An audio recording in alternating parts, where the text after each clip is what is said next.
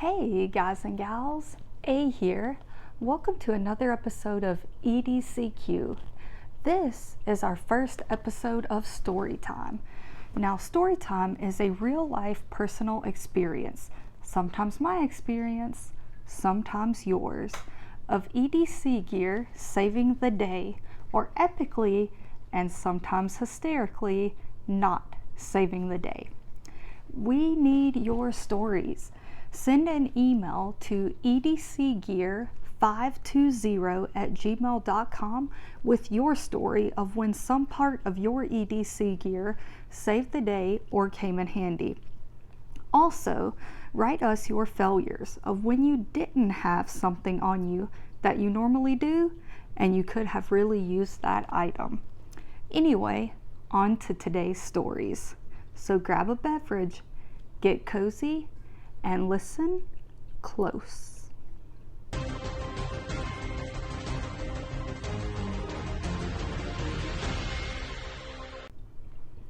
All right, guys and gals. So today we have two stories, both personal stories from myself.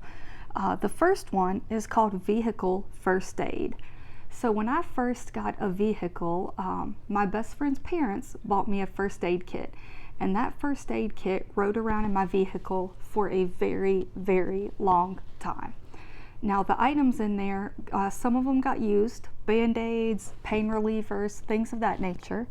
And some of them didn't get used quite as much. I do remember having two ice packs in there, the ice packs that you could kind of snap and shake and they would get cold.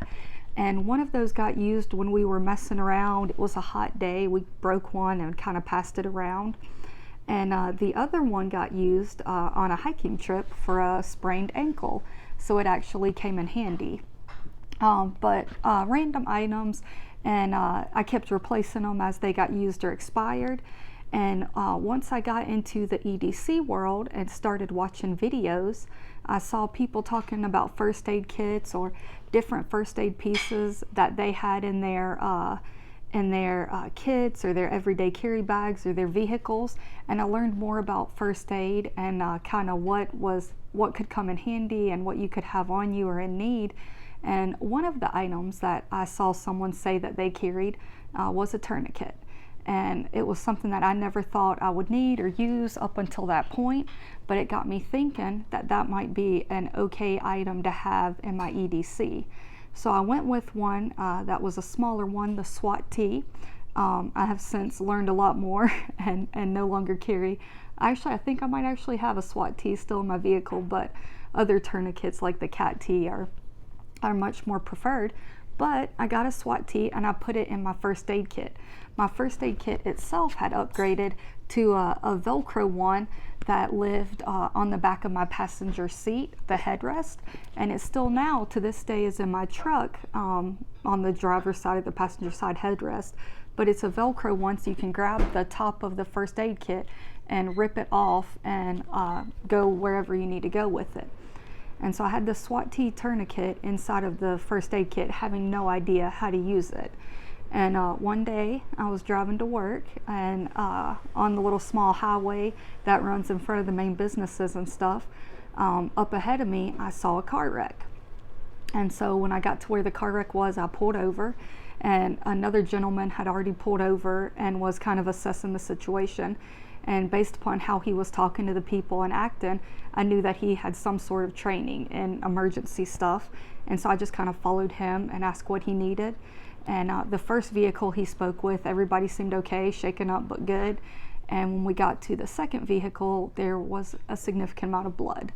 And he started, being like, oh my gosh, I'm in my wife's vehicle, all my gear, all my first aid kit is in my vehicle. And he wasn't prepared for it. And I said, I have a first aid kit, I'll go grab it. So I ran and ripped the first aid kit off the passenger seat headrest and came back and got to him. And I was like, what do you need? And he's like, I need a tourniquet. And I was like, I have one. I have no idea how to use it, but I have one. So I handed him the SWAT T. He ripped open the bag, applied it. I kind of stayed out of the way. Emergency people arrived. They took over for the man.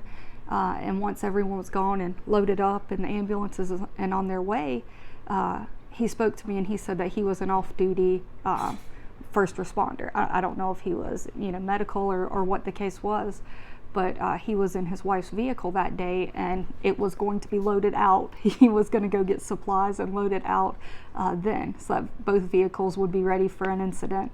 But we don't know what happened to the guy. But from what he said, if I had not had that tourniquet on me and passed it on to him, the guy would have bled out right in front of us. So I don't know if he lived, I don't know if he was okay, but I know he lived longer than he would have without that tourniquet. So that is definitely a big win. And know how to use your material, which I do now. I know how to use the medical equipment I carry, but even just having something like a tourniquet, if you don't know how to use it, don't apply it, but someone else might know how to use it. Or even if you do know how to use it, there might be someone better trained, and I have no problem passing off medical equipment if someone else wants to use it and I don't have to.